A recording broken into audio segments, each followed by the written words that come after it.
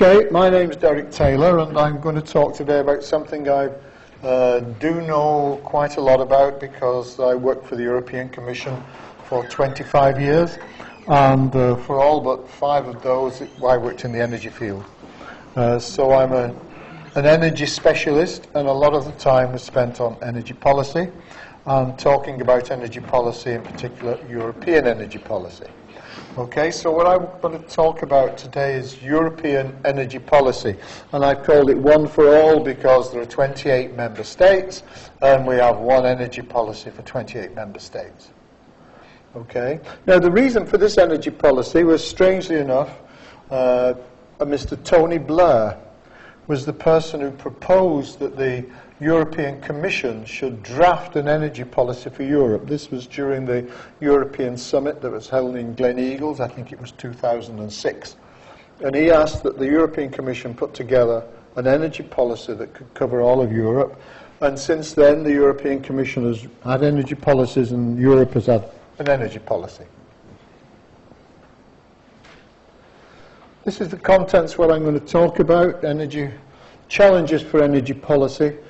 The EU 28 in the world, only from the point of view of energy, not from anything else. And then the next 3 things are the 3 pillars of energy policy, which is security of supply, competitiveness, and sustainability. If you don't go away with anything else from today, I would like you to remember those 3 pillars of any energy policy. While it's a European energy policy, it can apply to pretty well any country or any region even. It gives an example of an energy policy. I use Europe because it's the one I know best, but you can probably apply similar arguments and discussions to most. After that, I'll talk about energy and climate policy then, and by then I mean 2007, which is the first time the Commission produced an energy and climate policy, and now, which is the latest one, which is the Energy Union, which is the latest efforts in this area of energy and climate policy. And then a kind of word of warning, and the last thing I'll talk about is an incomplete picture. What I'm trying to give is a flavour of the situation and a flavour of what it's like in energy policy in Europe. But it's not possible to give you a complete picture. I say I've worked on energy and energy policy for 20 years, so in the Commission, plus I've worked on energy for another kind of 15 years outside of the Commission. And I'm still learning. I'm still learning, and I've read a lot, but I still learn everything. As soon as I open a book and start looking about energy policy in Europe, I learn something new. So you never get a complete picture, you can only get a partial one and a flavour of it. That's all I can give. Now, as I said, there are 3 pillars of an energy policy. An energy policy, wherever you are, whatever country you're in, whatever region, should result in energy that's available when you need it. Now, if you switch your light on to go in a dark room, it's not there, you have a problem. Okay, so you need it to be there when you want it and when you need it.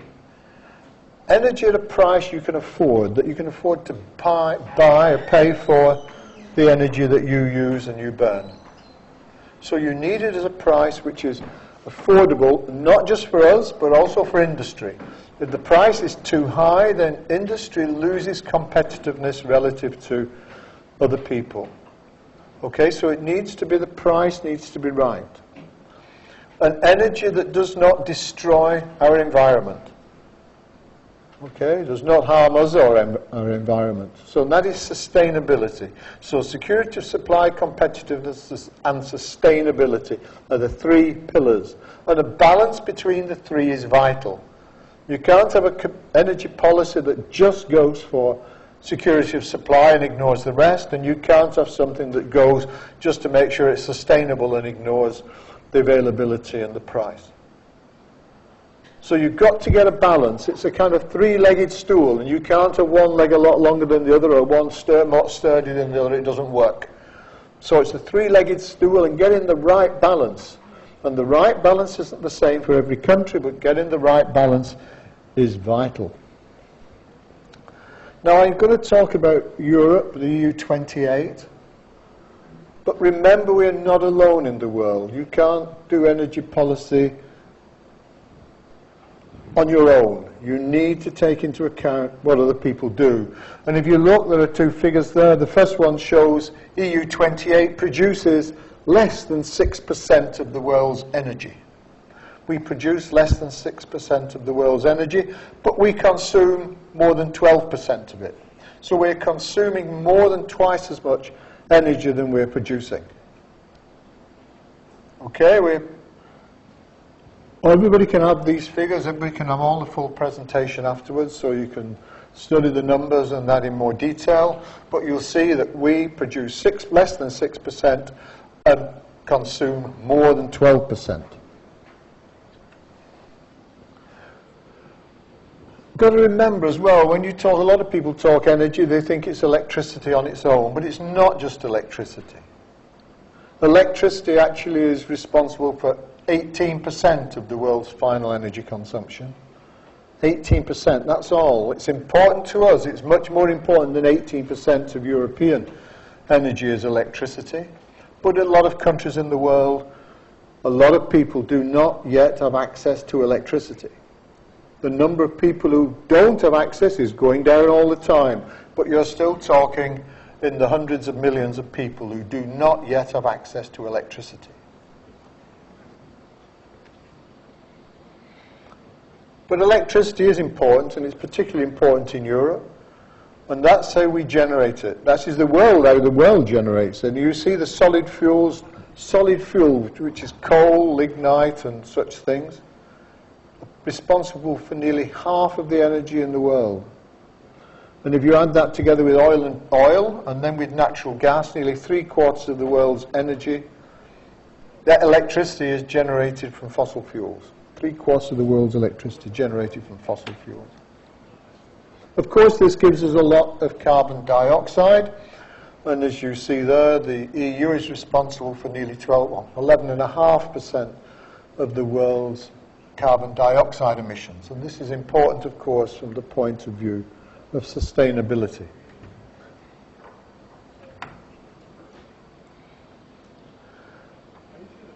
There are 510 million people in Europe and the EU28, about 7% of the world's population.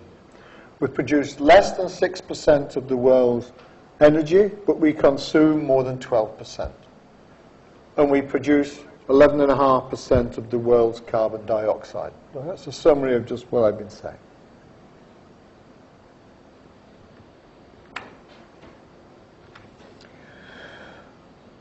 EU's total primary energy consumption. Primary energy is the amount of effectively raw fuels that we use.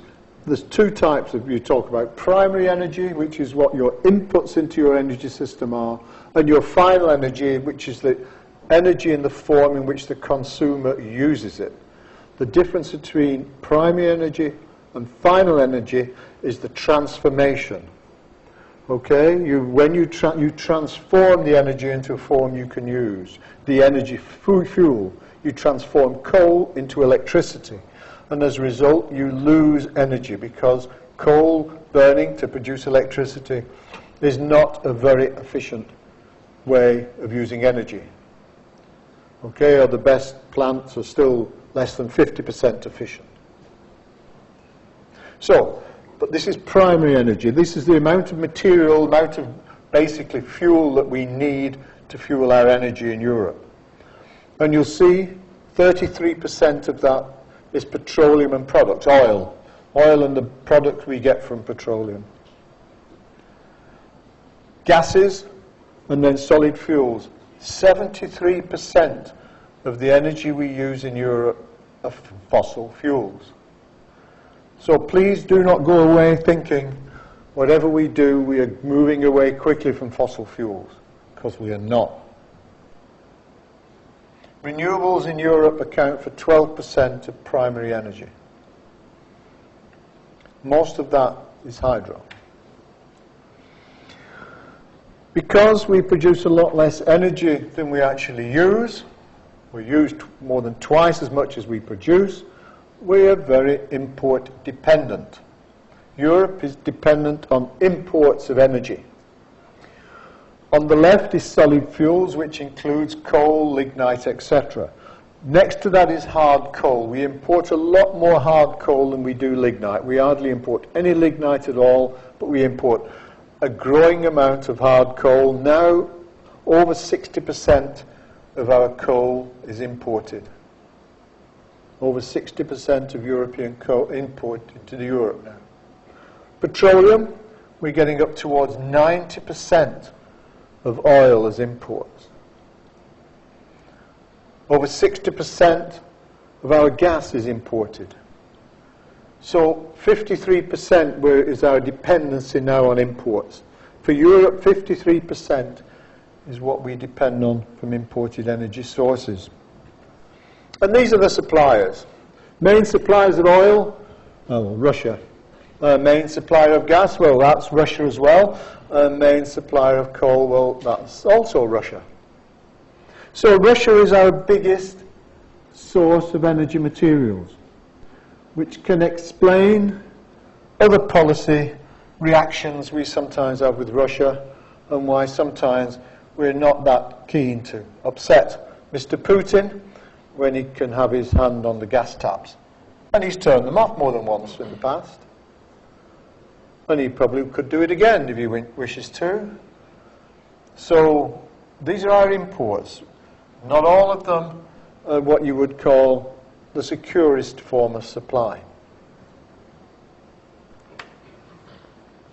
We're the largest importer of energy in the world. So we import 53% of our energy at a cost of around 400 billion euros a year. We import, over 60% of hard coal, 65% natural gas, etc. But there's a lot of regional variation. We don't all import the same amount of stuff. And you see, this is one of the very interesting things about Europe, is the regional differences. We're very different from country to country. And while Europe has a dependency of over 53%, some countries have significantly less, like Estonia and Denmark, and others have significantly more. Cyprus and Malta. Malta is down there as importing more than 100% of its energy. These are islands with no natural resources, so they've got to import all their energy. Belgium is another big importer of energy now. As you see, Portugal. The UK has been rather dramatic change in the recent years. The UK up to 2000 was actually exporting energy. Now we're importing 46% of our energy into the UK. So it's been a dramatic increase as our all natural resources have died off, have been exploited.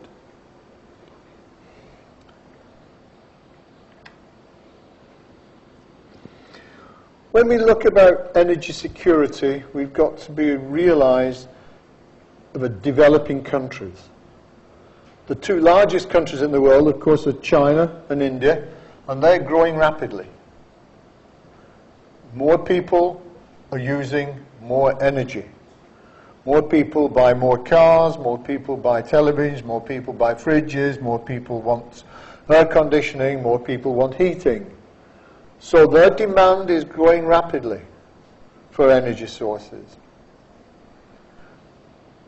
We're going to try and bring hundreds of millions of people out from being in the poor zone, from being just poor.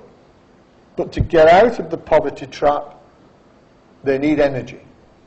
You can't get out of the poverty trap without energy. So energy is fueling the movement of the population away from being poor, which you can't object to. But it requires energy and requires more and more energy. And the larger developing countries are becoming the major players on the energy markets. Their growth and growing wealth results in them producing and using ever more energy-consuming products as well, such as cars. And we are competing with them for what are finite resources. Coal, oil, gas are finite resources, and we're competing with these developing countries. who are growing quicker than us. Now, competitiveness. Changes in the price of fuel impacts on all of us.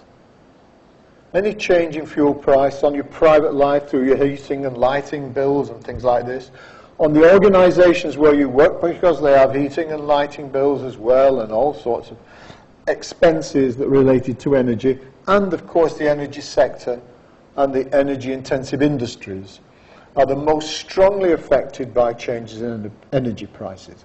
If a lot of your inputs into your product is your energy that you use, then your price of your product will go up if the price of energy goes up. And so price fluctuations, and not just increases but also decreases, can give serious problems to the energy intensive industry. If your competitors are subject to exactly the same fluctuations, it may not matter too much.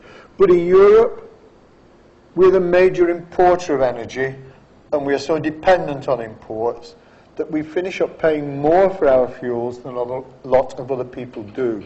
So our industries are paying more for their fuels and energy than a lot of their competitors outside of Europe.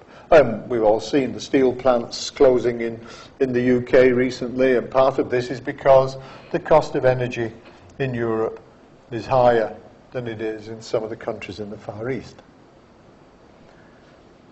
Also, at the same time, we are pushing to increase our renewables share because we're trying to increase the amount of renewables in our energy mix to increase our sustainability and our security of supply.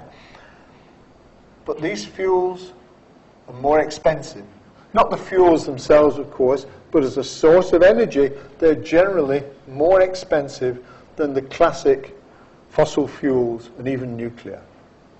Okay, so you're pushing to buy more, to develop more expensive electricity, for example, mainly, but you're losing competitiveness because of it. So our products are higher cost and we lose competitiveness. For those of you who don't know, this is LCOE is lowest, levelized cost of electricity. Levelized cost of electricity, which is the cost from actually starting to build the plant or even designing the plant up till when you've shut it down finally and gone back to brown field site. Okay, it's a full process, and then you average the cost of the electricity per unit of electricity over the full lifetime of the plant. So this is what's called the levelized cost of electricity, and this study was done by the International Energy Agency and the Nuclear Energy Agency in Paris. Came out this year, in August of this year. Very long, very intricate in many ways, but well worth looking at because it explains a lot about the cost of electricity and why it's a certain thing. And you see the bars here represent the maxima and minima for the different types of electricity generating procedures, technologies, and the blue arrows give you the median value, median cost of the electricity generated for each of these technologies. And these are plants which would start operating in 2019, and the discount rate is 7%. It does it for different discount rates, I think 5, 7 and 9%, or 3, 7 and 9. So you can have a look at these things, and the numbers vary a bit with discount rate differences and things like this, but this is basically the options. These are the different technologies. And you will see the renewables, which are mainly to the right side, are generally more expensive than the classic technologies. Onshore wind is coming down in cost, and its median value there now is below that for the other sources. But offshore wind is at least twice as much as coal and nuclear, and even more expensive than natural gas. Natural gas, as you see, is considerably more expensive than coal and nuclear. So the change in the UK to phase out coal and bring in gas for electricity production, which is basically what the present government is trying to do, is going to add to the cost of the electricity. Offshore wind is fine, but it's still very expensive. Energy competition affects us. The majority of families will not suffer. In Europe, a majority of families will not suffer from changes in the oil, coal and gas price. Smaller, you'll notice it, but you won't suffer from it. They're a bit less to spend on, maybe, but not necessarily. However, for others, it can mean cutting back on basic necessities, not on luxuries. So people have to cut back on food or go cold in winter. That is a choice for some people in Europe still. A lot of people outside of Europe, but also some in Europe. So we've got to look at competition and look at the prices. And they're not going down. I mean, you sometimes feel they are going down, especially when you go along to fill up your car, and it's a lot cheaper to fill your car up. But electricity and gas prices, for example, they slumped in 2009 because of the recession, because we were using less energy, and the prices tended to drop to follow it, to try and sell you more. But now they're coming back up again, and they're steadily rising. So the prices, the general trend will be to steadily rise, and has been for many years. Sustainability. Some people here might recognize this. This is the Forbidden City in Beijing. And when I was last there, and it was a beautiful day, but 2 days later it was like this. This is not too uncommon, I don't think, for Beijing, and I notice now they've got very high pollution rates. Of course, this is not greenhouse gases, this is particulate matter from the coal-fired power plants around the town, but it's a good illustration of what energy can do to your climate. Producing and transporting and using energy fuels has many benefits, but they also have a wide variety of negative impacts on our lives and on our environment. And no energy form is without some form of impact, such as smog. And in recent decades, the major and still growing problem is regarded as greenhouse gases, resulting in changes to our climate. We all know this, especially with the COP21 at the moment. The newspapers are full of COP21 and the discussions and the negotiations and the fine words from all the leaders who said, you know, we can beat this, we will beat this together, and they make their pledges, and we find out the pledges don't amount enough to keep us below the 2-degree rise, and then we're not certain some of these pledges will be held to anyhow. We will see.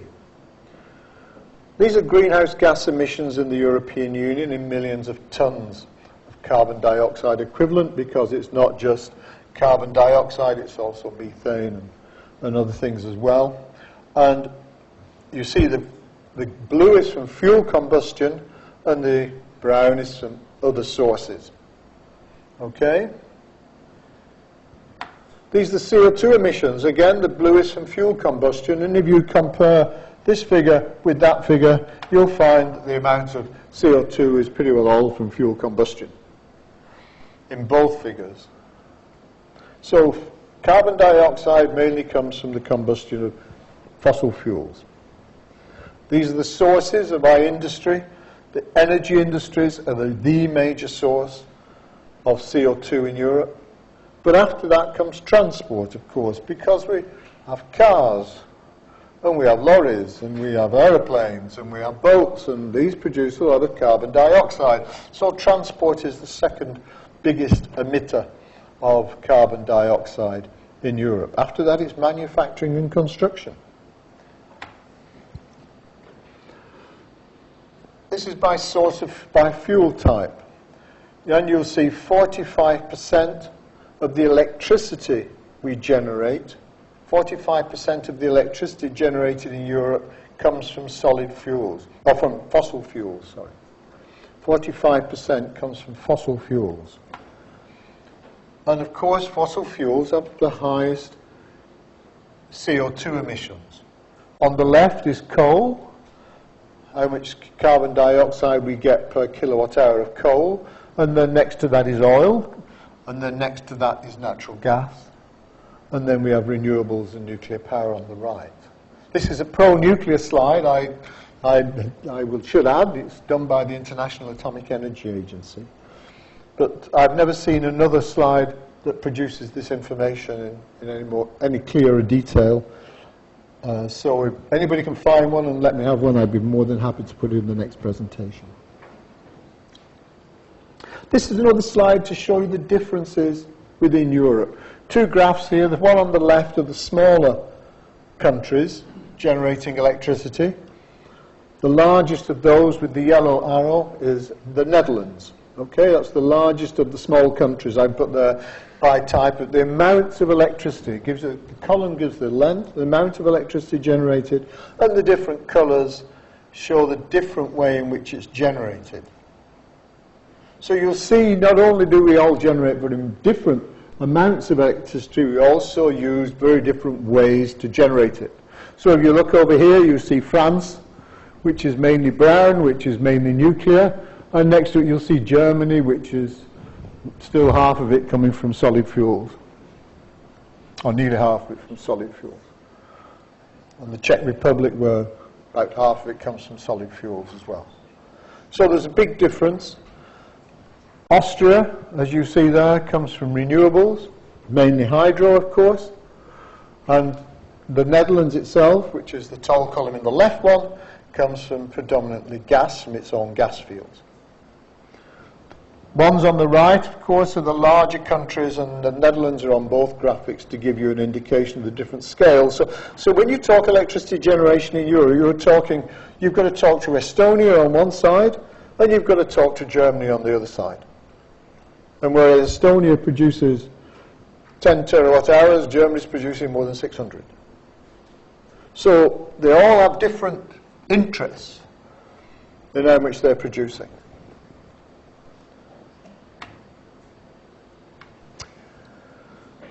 Energy and climate policy. This was, as I said, the result of Mr. Blair's request at Gleneagles in 2006.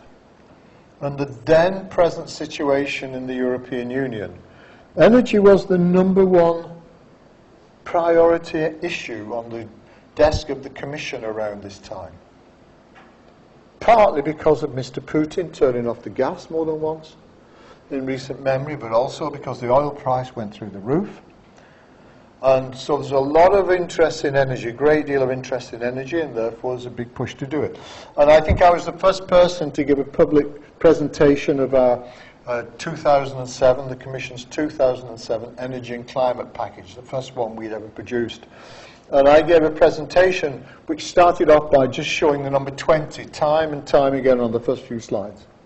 And then I said, well, that's the answer now. Do you know what the question is? And people looked bemused. And I said, well, the question is, what is the EU's energy policy? And it became known as the 20-20-20 energy policy, or 20-20-20 by 2020 policy. And I actually got into trouble for saying this at the time, but it became known as that after all. It was a 20% share in renewables in Europe, 20% improvement in energy efficiency in Europe, and 20% of reduction in greenhouse gases by 2020. Okay, this was the basic policy, was the 20-20-20. It was nice and simple to remember, and if anybody remembered what the energy policy, all you've got to remember is 20 and the year. Now, I should just mention here, you learn something about Europe. The European system of developing legislation is a very simplified system. The European Commission proposes legislation, and the European Parliament and the European Council adopt legislation. Okay, that's basically the system. The Council and the Parliament can't propose it. They can ask the Commission to propose it, but the proposal must come from the Commission.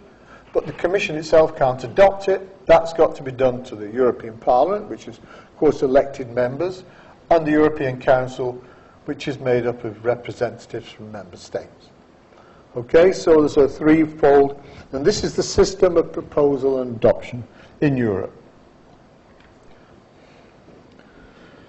Now this is a policy. This is not, the energy and climate is a policy. It's not legislation as such.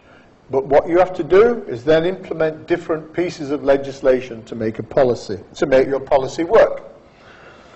And we started off with the renewables. And after much debate, and this was a long and quite acrimonious debate at times, it was agreed that the 20% renewable target, which was the target initially, should be binding, I mean legally binding, on Europe. Then it started, no, we can't really say Europe has to do it. We agreed it would be met by sharing out this target between all the member states. And to take into account the fact that some member states already had a lot more than 20% renewables and some had none almost, we decided to share it out and do what's called burden sharing. So everybody has a different amount that together contributes to 20%. So we all had, every member state had its own agreed target.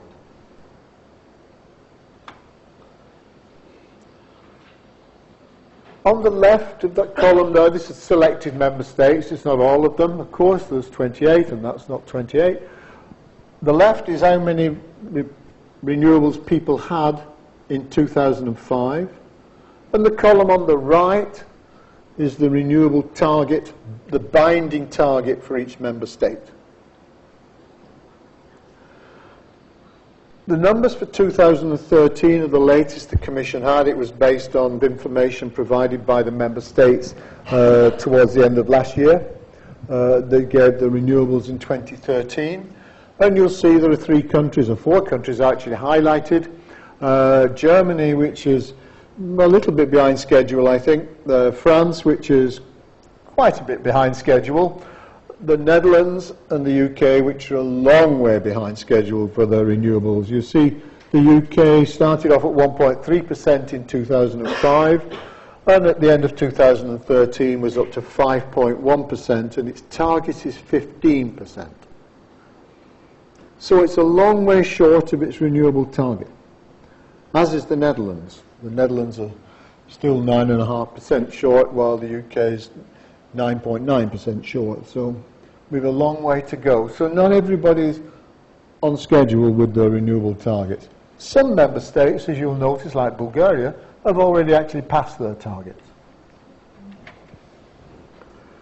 So Europe is very different from one country to the next, and very different in how they achieve things. That's renewables. Energy efficiency. Now everybody loves energy efficiency. Nobody ever objects to energy efficiency improvements, per se. The generators, of course, aim to get the best they can out of the fuel they're using, and industry, so especially if industry uses energy as an input into its product, then it wants to cut down as the energy it has to use as much as possible. Households are encouraged to use energy efficient goods and things like that. But it's very difficult indeed to legislate on energy efficiency, other than at the product level. We can say energy efficiency of televisions have to burn no more than so many units of electricity when they're on standby. You can legislate this. You can say you're not allowed to sell things which are so energy efficient. Individual products, you can legislate. But you can't insist that people change their existing equipment to buy a more energy efficient one. So people will keep using their old equipment, which is inefficient and using more electricity, than buy new equipment for which they have to pay some more money. This is especially the case if you just built a brand new power plant and a more efficient one comes on the market. You're not going to say, well, it's run for 3 years, I'll scrap that one and buy another one. You won't. You'll run it for its full lifetime. You might try and make it as efficient as possible during that time, but you'll still run it.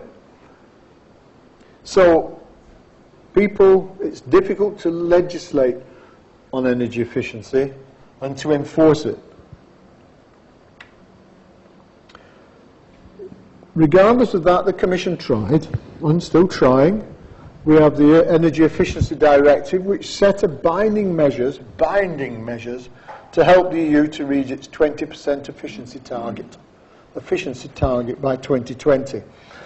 And under the directive, all the countries are required to use energy more efficiently, and at all stages in the energy chain. Okay, from its production to its final consumption, you've got to use it more efficiently. And they're required to transpose this into national laws by the end of June 2014. Okay, so legally this is all binding stuff, this Energy Efficiency Directive. A directive is a piece of legislation which doesn't tell you exactly how to get to an objective, but tells you what the objective you must achieve is. That's a directive. This is what you must achieve. How you get there is up to you. And we gave some examples, the Commission gave examples of different measures countries could use or impose on the distributors and on the public sector to try and meet it. And these are just examples of it. I won't go through them, but because they're just examples. There are a number of other ones. I've given a link to the page. You can look at it to get the guidance notes and everything. But if you look at this, you will realize how difficult it is to make sure efficiency is met. So the 20% target is an indicative one. Member states have set their own non-binding targets. Non-binding, i.e. not legally binding, you can't be held to. So if you don't do it, you fail, but it's a target.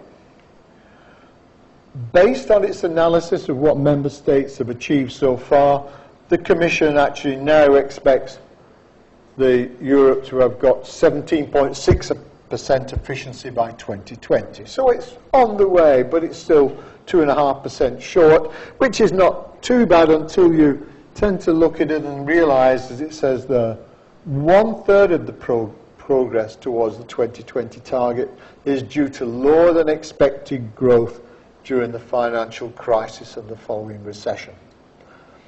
So really we got 17.6% improvement in efficiency, but 1/3 of that is because of a financial crisis. Now this is what member states have done. This is the targets member states themselves set for 2020, and the numbers were in the blue line is in 25, the brown line is what they've achieved by 2013, and the green line, the green column is the target that they hope to achieve. And you'll see some countries have actually already passed their target. Italy, surprisingly enough, has passed its target for energy efficiency, and so has Spain. And Poland is actually not as efficient now in theory. It's using more energy now than it was in 2005, but its energy efficiency target was higher because it was allowed to burn more energy to bring it up to the standard of living in a lot of the rest of Europe. The UK seems to be doing quite well on the energy efficiency line, so we might even hit our 2020 target. However, all these things considered, the European Commission looks at all the data and has said, well, we'll get 17.6%, and 1/3 of the improvement we've managed to make, which is probably 5 or 6% of the 17-18%, is because of a recession. So we haven't done all that much improvement in energy efficiency yet. So energy efficiency is a win-win-win situation. It costs you less, so it's competitive. It improves your security of supply because there's no energy more secure than the stuff you've never used, don't have to use. And it's sustainable because if you don't use energy, you're not affecting your environment. So it's a win-win-win situation is energy efficiency, but it's so difficult to legislate, so difficult to achieve, so difficult to make sure people turn off lights when they leave a room. Don't waste energy. Reducing greenhouse gas emissions, 1/3 of the 20%, is a must-do objective. It's a necessity. Okay? And the main legislation we had to do this was an instrument, a legislative instrument, was the emission trading system, which you probably all have heard of if you work in the energy world at all. in spite of the fact that the emission trading system is behaved not as well as expected, the price is much lower than it expected, it must be at least partly responsible for the reduction in emissions. It's a cap. It's a cap and trade system. And it covers carbon dioxide, nitrous oxide, and the perfluorocarbons. Basically, that's the things the ETS covers. It covers that because it can. It doesn't cover emissions from motor cars because it can't. You can't go have a monitoring exactly how much carbon dioxide comes out of every car as it drives along the road. But we can monitor large stationary plants, and that's what we effectively do. We monitor, and it covers 11,000 power plants and heavy energy using industries, stationary plants, okay? 11,000 of them. It now also covers aircraft operators in the EU and EFTA countries. The cap, which it's a cap and trade system, is presently lowering at 1.74% per year, but after 2020 it will increase to 2.2% a year. So it'll come down, down, down. It's the idea is to squeeze out CO2 from the emissions. Unfortunately, the price went down for many well-published reasons, most of which were related to companies giving incorrect information as to how much carbon dioxide they were emitting in the past, and also governments doing similar things.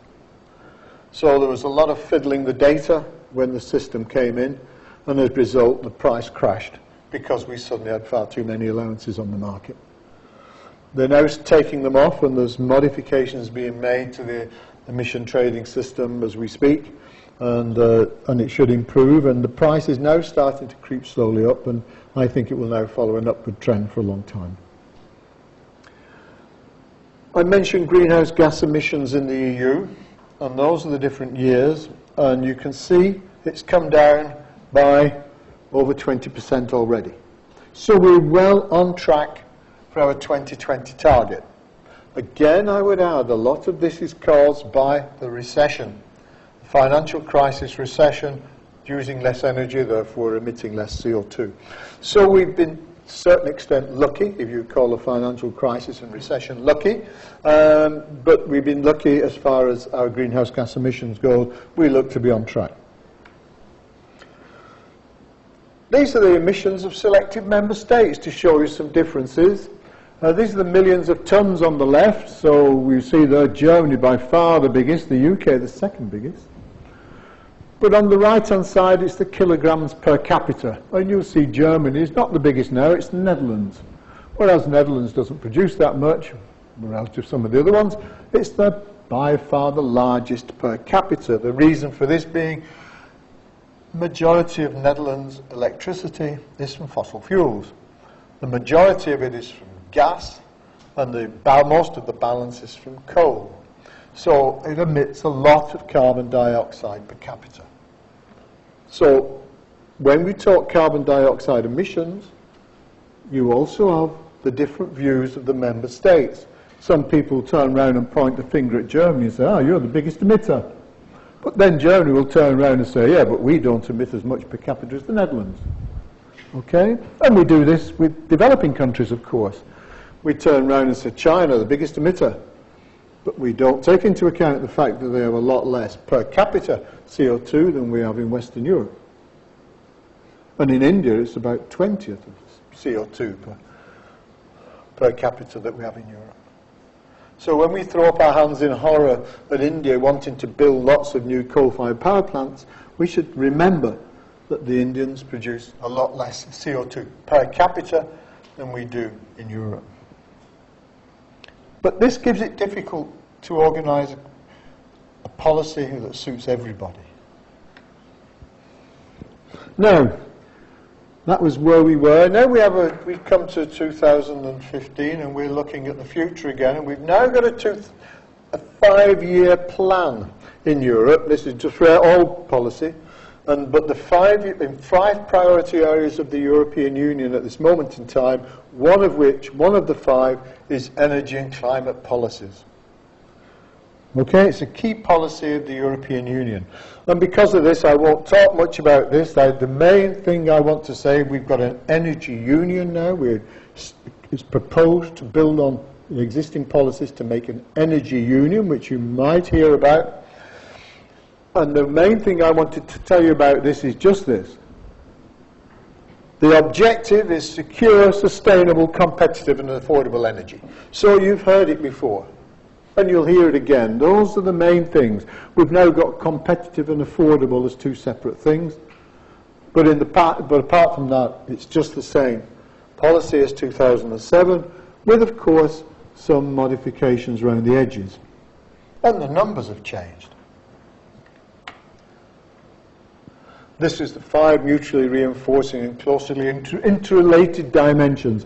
This is Commission speak at possibly its worst. And energy security, energy efficiency, decarbonising the economy, sustainability, and competitiveness are the main interrelated dimensions of this policy.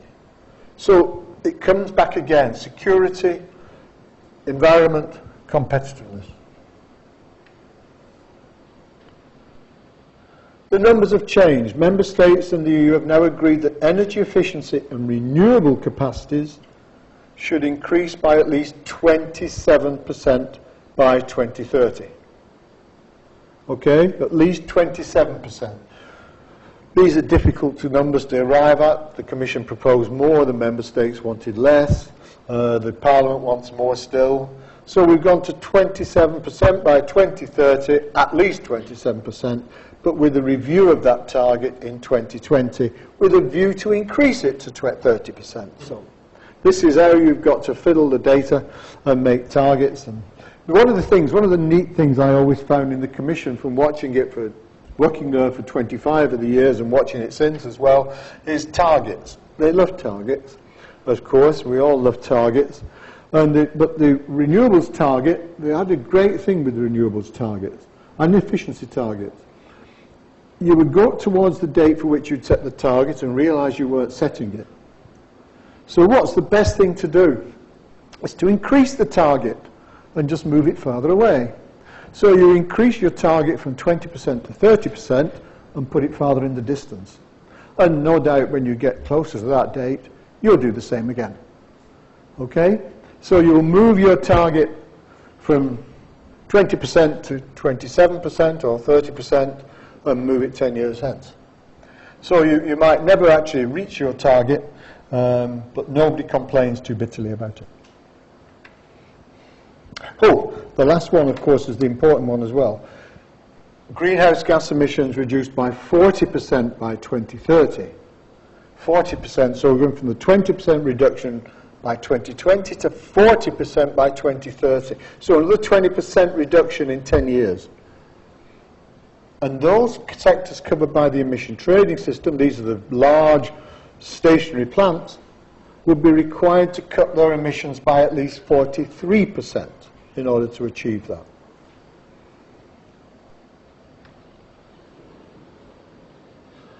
Now, beyond 2030, of course, the world doesn't finish in 2030, or certainly hope not. We have a roadmap in Europe for 2050.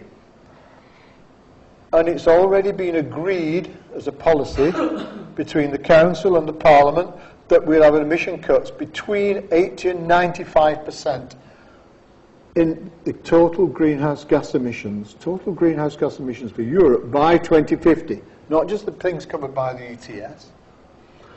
For the power sector, it required 93 to 99% reduction in current in CO2 emissions, which is to near zero. So the power sector will basically not be able to emit carbon dioxide by 2050. So your coal-fired power plants, your gas-fired power plants, or any other fossil fuel-fired power plants will not effectively be allowed to emit carbon dioxide by 2050. And they're going to be squeezed down and down and down until that time. The industrial sector also will require a large decrease, 83 to 87%. So this will have very serious consequences for the future of carbon-based fuels in Europe. And I say carbon-based, I don't just mean coal and lignite, I also mean gas. I also mean oil, if you'd use it in a plant, a power plant, or some form of heating system in an energy plant. The main instrument for this will continue to be the ETS. So, with the ETS, what's going to happen? The cap will continue to come down till it reaches near zero, or zero by 2050. That means if very few, if any, presently operating solid fuel-fired power plants would be operating by then, unless they're fitted with carbon capture and storage, of course. Now, the UK has made two big decisions recently in this area. One is they said all coal-fired power plants will close in the UK in 2025, unless they're fitted with carbon capture and storage. I.e., nobody's going to build a new one. Nobody will build a new power plant now because nobody's going to get their money back in 10 years on a coal-fired power plant they haven't started to build yet. So there'll be no new coal-fired power plants because we won't have carbon capture and storage in the UK by 2025 as an operable technology. The other decision, of course, was to stop the competition on carbon capture and storage. After promising for, goodness knows, 5 years or so now, I suppose, £1 billion to support the demonstration or demonstration projects on carbon capture and storage. Last week, the Chancellor of the Exchequer said the competition was dead. He withdrew the competition. So the two companies, the two plants that were looking to try and get £500 million each to support their development and the demonstration of carbon capture and storage, were told, no, you won't get it from the government because the money's gone off the table. After 5 years of effort and negotiations, it's a pity in many ways because that also means that the White Rose project, which was the European Union's favoured project for carbon capture and demonstrating carbon capture and storage, will not receive money because it would only receive funding from Europe, which is about 300-400 million euros, if the UK government has supported it, which they won't now. So that money is gone as well. Who will now build a coal-fired power plant? I don't think many people in Europe will now build coal-fired power plants. Certainly not in the UK. And I don't think many people outside will. Much of this argument also applies to gas-fired power stations. I saw a report only last week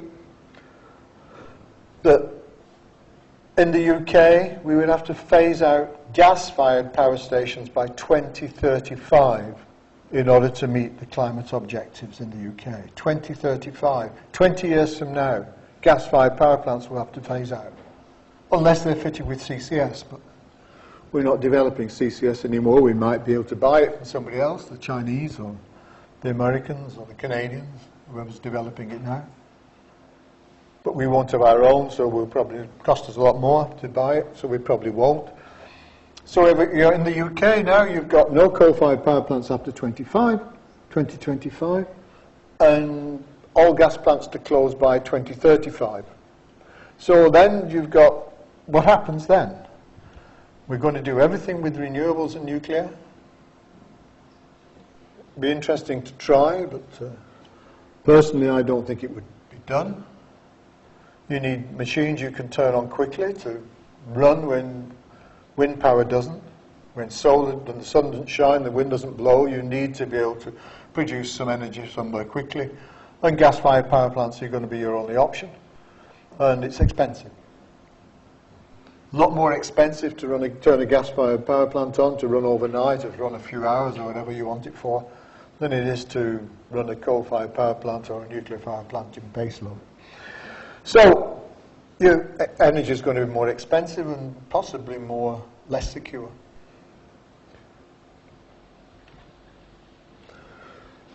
As I said at the beginning, this is a flavour of energy policy in Europe. It's not a complete picture. It's not possible to give a complete picture. It's changing all the time. 28 member states, all very different, very different ways of using energy, very different ways of producing energy, very different emissions from their energy, different costs. There are quite a lot of cost variations from energy across Europe. And I've not really touched on petroleum and its products. Our largest primary energy fuel and greatest import dependency and greatest import value. I've not really talked much about oil.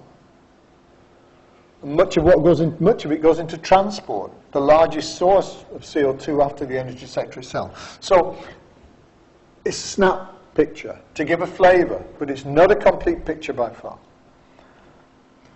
We're pushing hard, as far as oil goes, we're pushing hard to increase vehicle efficiencies and promoting the use of alternative fuels such as biofuel, hydrogen, and of course electricity. But then we've got to produce the electricity, and how are we going to do it? There we go. There are a lot of other potential game changers I've not talked about. The completion of the European single energy market, you could talk for hours on that alone. You wouldn't want me to, but it's possible. Supergrids. Supergrids are great, but that's what we'll need. We'll need supergrids. If renewables are going to take a bigger role in energy in Europe, we need supergrids. We need to be able to get the electricity from there to there without losing too much efficiency, and we need to get it over long distances. We need these supergrids. These are the kind of motorways of the electricity system. Smart grids, smart meters. Well, they're coming in slowly, but it's not cheap. Eventually it might be, but it's not. Shale gas. Depends where you are, which country you're in, as to whether shale gas is important, interesting, or just a nuisance. One thing's for certain, I think in Europe, it's never going to be the same as it was in the States. It's not going to bring about the gas revolution they had in the States when the cheap shale gas pulled down the price of energy in the States. It's not going to happen like that in Europe. Underground coal gasification. Subject I really enjoy. I like it. I think it's a great technology, and it's a very interesting thing, especially if you use it with carbon capture and storage. And you can get all that coal from under the North Sea, or you burn that coal all under the North Sea and get your gas out. And it's a good thing, but again, it's not cheap, and it really gets some environmental objection. Coal mine methane, coal bed methane. Energy storage. Energy storage is vital for renewables to take a big role. The bigger role that new renewables take, the more you need energy storage.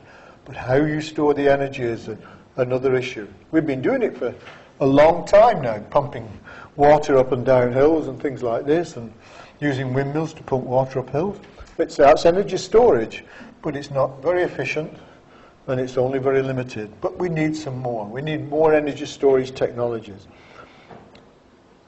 Geothermal. I haven't talked about geothermal at all, something I like. I think geothermal is great and potentially has an increasing role to play. Again, but it's not cheap, it has some environmental issues, etc. Fusion. Fusion, I haven't mentioned fusion at all, and I seldom do, and mainly because when I first started working in the energy field, which was in the 70s, 1973, I think, my first foray into the energy field, I looked at fusion. I thought, that looks interesting. Oh, it's 50 years away.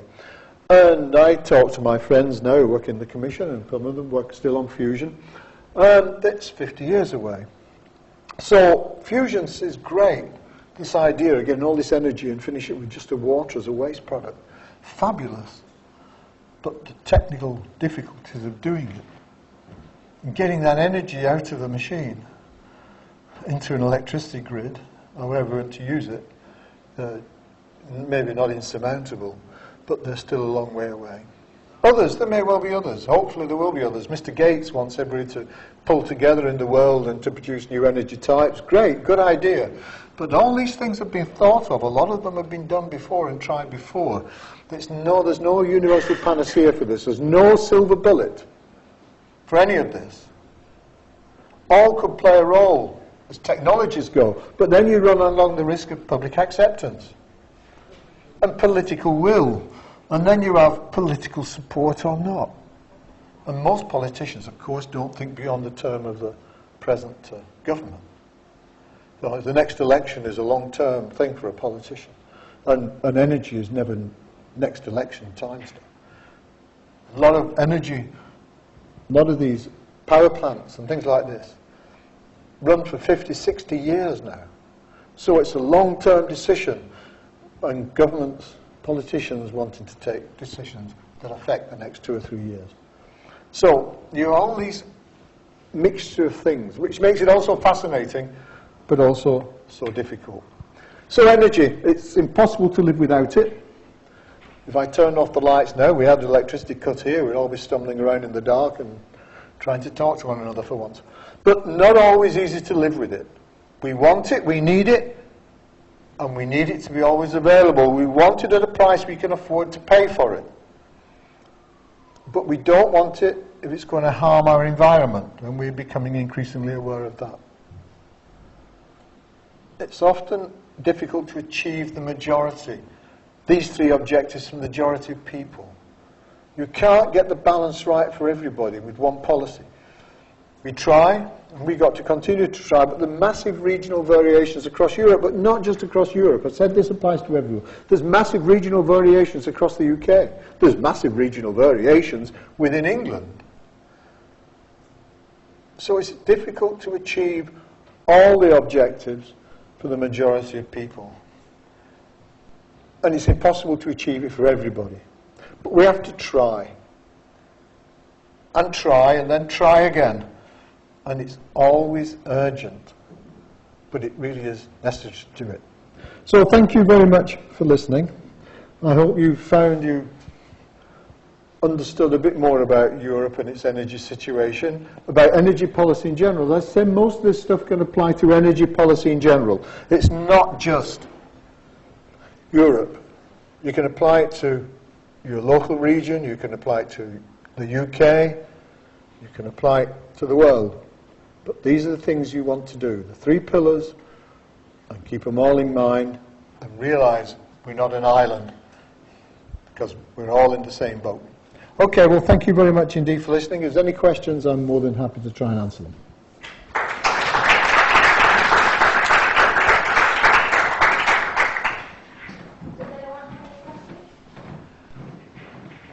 Yeah, sure.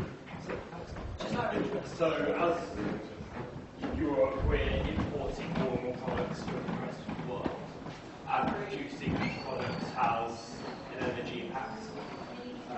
Oh, sorry. Oh, of course, sorry. So, as Europe, we're importing more and more products rather than making them ourselves, I think is a fair comment. And obviously producing things has an energy cost associated with it, and obviously emissions associated with it, and everything else like this. So does all of this data include the amount of energy impact we're basically paying other countries around the world to deal with? No, not particularly. I mean, we are, to a large extent, we export our emission problems at times. We buy in products from other countries where they have to make a lot of emissions to make a product that we want to buy. We stop emitting in Europe, and then we outsource our emissions effectively. So it looked as though we're pulling down our emissions, but part of that is because we increase the number of imports we bring into Europe from goods which include emissions when they're made. Yeah. I mean, it's one of the things that happens. It's not the only thing that happens, of course, but it's one of the things that does happen. So we do export our CO2 emissions to other countries, especially the developing ones, of course. Any other questions?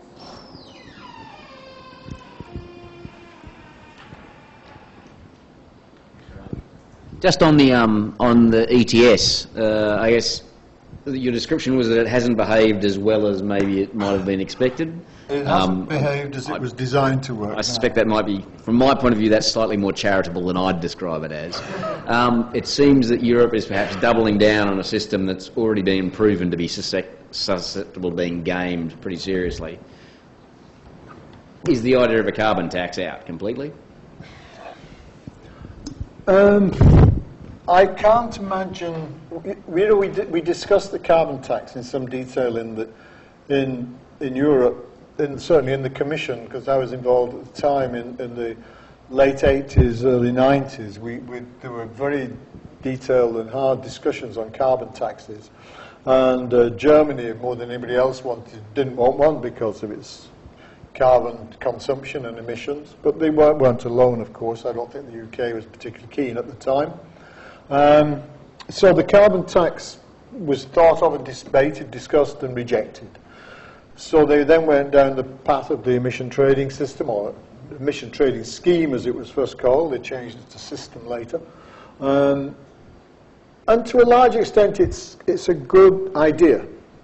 You know, it works, it pulls down emissions and it does it in theory in the most economic way to do it.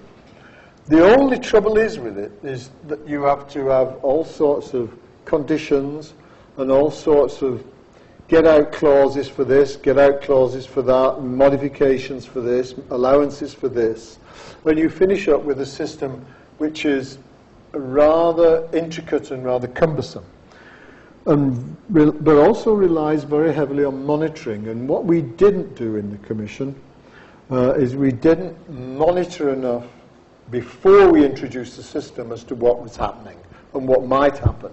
And as a result, where you go along to companies and say, well, how much were you producing this year? Because we're going to cut down in future. We want to know how much you produced, you know, in the last 2 years, 3 years.